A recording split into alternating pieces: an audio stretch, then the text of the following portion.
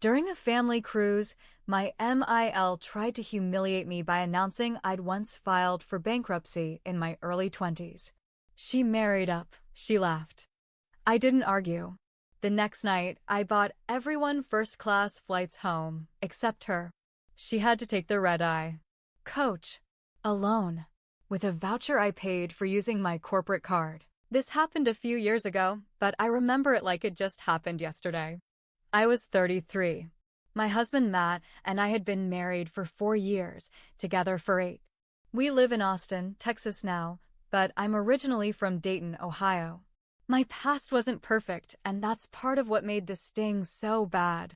Let me back up a bit. When I was 23, I hit rock bottom. I had 2 jobs, a full-time class schedule, and rent I could barely cover. Then came a string of bad luck. My car died, I got pneumonia and missed almost 3 weeks of work, and my boss at my evening job just up and vanished. He owed me 2 weeks' pay. I didn't have parents I could call. I didn't even have a credit card. I was out of options. Filing bankruptcy was the only way to stop drowning. It was brutal, but it bought me time to rebuild. I never hid that from Matt. I told him on our 3rd date. He told me he respected me more for getting through it. And over the years, I built myself up.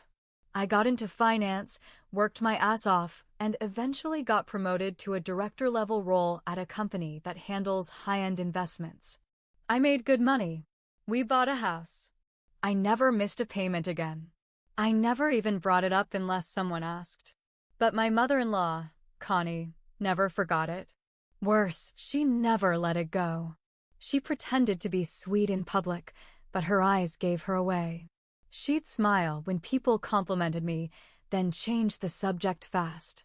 She always called Matt her baby and told anyone who would listen how he was the smartest one in the room. Meanwhile, I was hardworking or such a trooper. Backhanded compliments were her language. She thought I wasn't good enough for her son. Matt told me to ignore her. That's just how she is, he'd say. I tried. I really did. Then came the cruise. Matt booked it as a family bonding trip. 7 nights, Royal Caribbean, fancy dinners, island stops, all of it. His dad came, though he kept to himself. His sister Jenna came, with her husband Mike. A few cousins too. I didn't want to go, but I went. For Matt. I figured maybe being around everyone in a neutral place would help. Maybe we could have fun. Maybe she'd be decent for once. For the first 2 days, things were okay. Connie stayed in her own lane. She made a few small comments about how much I must love the buffet, or asked how I could take off work without worrying about the bills. I let it go. I smiled. I even thanked her when she gave me a cheap bracelet she bought on the 2nd island stop. Then came night 3. It was a formal dinner. Everyone dressed up. We were drinking wine, laughing, eating steak and lobster like we were in a movie. Everything seemed normal. And then Connie raised her glass. To my wonderful daughter-in-law, she said, and I immediately felt something off in her voice. Everyone looked at her. She smiled, too big. It just shows that anyone can change their life, she said. Even after something like, well, filing for bankruptcy. I froze. She looked straight at me and added, she married up. Then she laughed. A few people chuckled awkwardly, thinking maybe it was a joke. But I saw Jenna's face go pale. Her husband looked away. Matt's jaw clenched. I didn't say anything. I just nodded. Took a drink. Smiled, even. Later that night, Matt wanted to confront her. He said he was done putting up with it. I told him not to. I had a better idea. Something cleaner. Something she'd feel for a lot longer. What Connie didn't know was that 2 weeks before the trip, I had used my corporate card to upgrade our return flights. One of my perks is that I can book personal travel through the company's portal and get steep discounts. It still cost me a chunk, but it was worth it. Everyone else, me, Matt, Jenna, Mike, the cousins, we were flying first class. Nonstop. Midday. Food, drinks, wide seats, the works. Connie? She was on a separate flight. Coach. Red eye. Middle seat. No upgrades. I made sure of it. I waited until the second to last night to hand out the flight details. I printed them and sealed them in little white envelopes like some corny reveal moment. Everyone opened theirs. Jenna squealed. You didn't, she said. First class. I just shrugged. Thought we could all use a little luxury. Connie opened hers last. Her face changed. What is this? She said, holding it up. Your flight, I said. This is a different time. It's coach. Oh, I said, acting surprised. I guess the first class seats were already full by the time I booked yours. Sorry. She blinked. You paid for everyone? I nodded. Corporate perk. The table went quiet. She flew back alone that night. Red eye. No family. No special treatment. She didn't even get a snack. When we landed the next day, relaxed and well-fed, I turned on my phone to see a single message from her. You humiliated me. I didn't reply. She started it. You'd think that would be the end of it. You'd think someone would learn their lesson after something like that. But Connie didn't. She got home, licked her wounds, and doubled down. The first sign was when she didn't speak to us for 2 weeks. No calls, no texts, not even a comment on Facebook, which for her was a big deal. Matt didn't care. He was still pissed about what she said on the cruise. But I knew silence from Connie wasn't peace. It was strategy. Week 3, she started posting online. Not tagging anyone, but making it obvious. Some people think money buys class. It doesn't. It just buys fake friends. Then, it's sad when someone thinks punishing your own family is funny. You reap what you sow. It wasn't subtle. Matt told her to knock it off. She ignored him. Jenna unfollowed her. I didn't say a word. I'd already made my move. I wasn't interested in round 2. But then she crossed a line. She showed up to my office. Let me be clear. My job is not the kind of place where someone's mom just walks in. It's high-level finance. Suits, keycards, security at the front. You don't get past the desk unless you're on the schedule. Somehow she did. I was in the middle of a meeting when my assistant knocked. There's someone here, she whispered. She says she's your mother-in-law. I tried to tell her. I stood up. Walked out. There she was, standing in reception with a smug look like she belonged. I just wanted to talk, she said, loud enough for people nearby to hear. I thought we were family. My blood ran cold. I took her into a private meeting room and shut the door. What the hell are you doing here? I said, keeping my voice low. You humiliated me in front of my children, she snapped. I raised that boy. I don't care how much money you make. You don't get to treat me like trash. You humiliated me in front of the entire family first, I said. You brought up something you knew was painful. You laughed at me. What did you think was going to happen? She leaned in, eyes narrowed. You think money gives you power? It doesn't. Family will always come first. I didn't answer. I just opened the door and waited. She left, but not before muttering something about things coming full circle. I didn't think much of it, just more of her dramatic nonsense. But a week later, something strange happened. HR called me in. Said they received an anonymous email. Said someone accused me of misusing corporate funds for personal travel. I was stunned. I explained everything. Showed them the receipts. Walked them through the travel benefit program, showed how I'd cleared it with the VP months before. They believed me. Case closed. But I knew exactly who had sent that email. And now? Now it was war. The HR thing shook me more than I let on. Even though I was cleared, even though they assured me the travel perk was within policy and nothing would go on my record, it rattled me. Not because I thought I did something wrong, but because I now knew Connie was willing to go that far. Sneaking into my office was one thing, but trying to sabotage my career?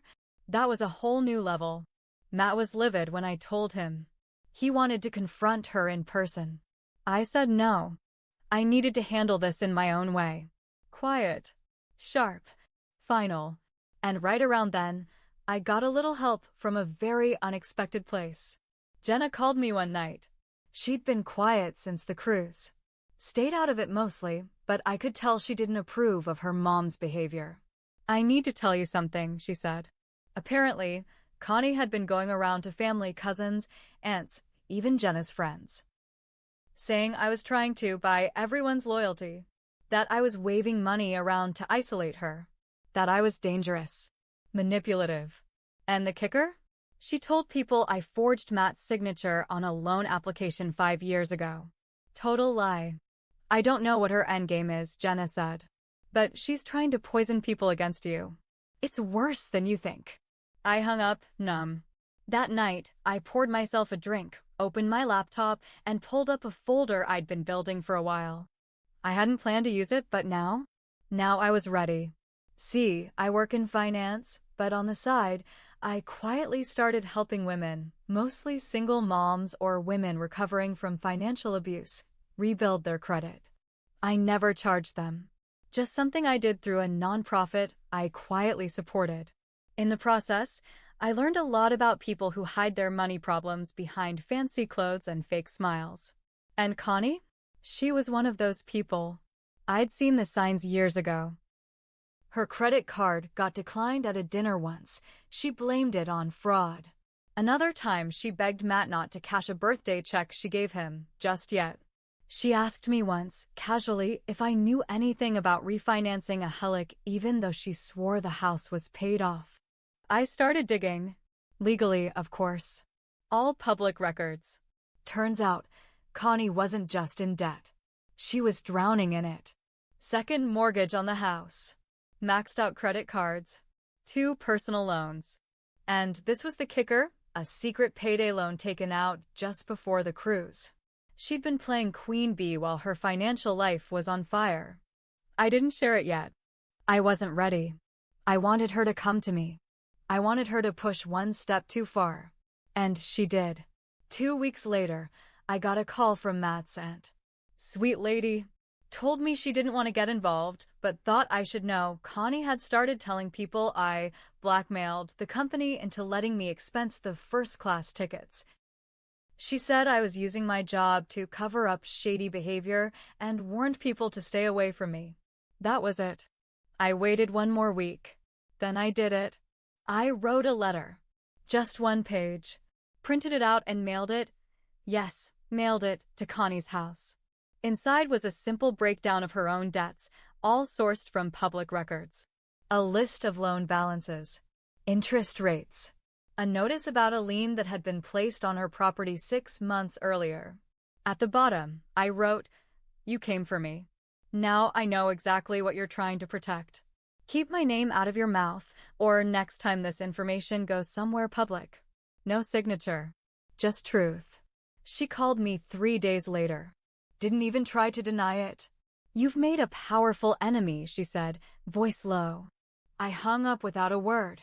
She started this. And I was just getting warmed up. After I sent that letter, Connie went quiet. For a while.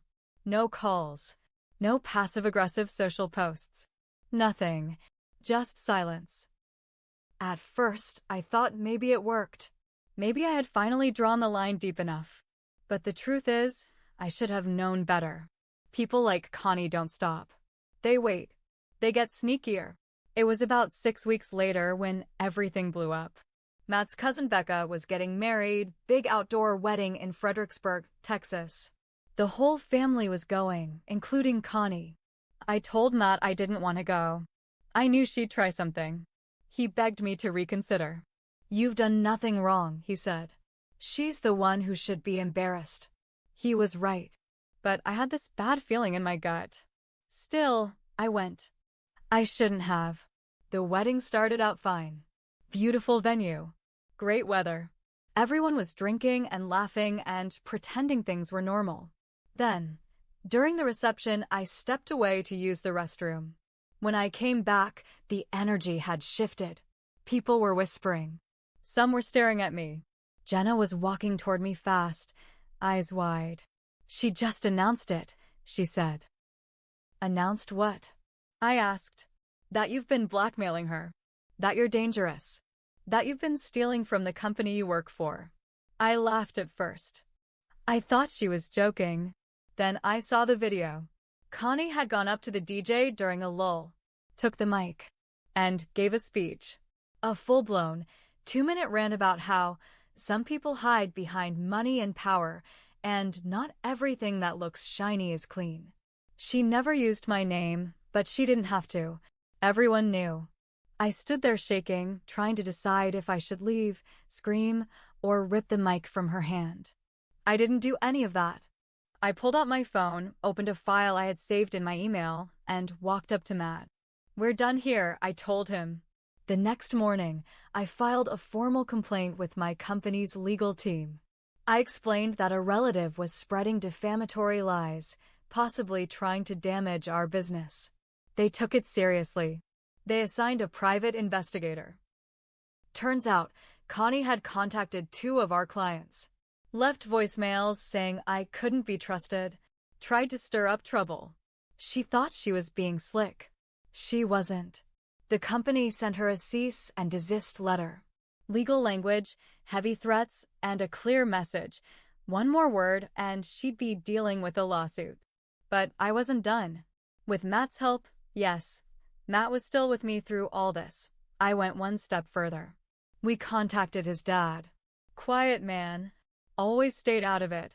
But it turns out he'd had enough too. Connie had been draining their joint savings, hiding debts, lying about expenses. She'd even forged his name on a car loan he didn't know about. He filed for divorce 2 months later. It was quiet, clean, but brutal. She lost the house, had to move into an apartment. Her credit took a hit. Her social circle? Gone. People were polite, but distant. Nobody wants to be around someone who attacks their own family for sport. As for me, I learned some things. I learned I let her get away with way too much for too long. I kept my head down. I let her poke and prod and belittle because I didn't want to cause problems. But some people don't stop when you ignore them. They escalate. So I escalated back. And when it was over, I didn't feel good. Not exactly. But I did feel done. Matt and I started couples therapy. Not because of him, but because we both realized we'd been letting toxic people control too much of our lives. I stopped answering calls from people who only wanted gossip. Jenna and I got closer. She admitted she always knew her mom was like this, but didn't know what to do. I never had the guts to stand up to her, she told me. Yeah, I said. Takes a lot to finally say enough. In the end, Connie was the one left alone. And me? I finally got my peace. Not by screaming. Not by fighting. By exposing the truth and letting her destroy herself with it.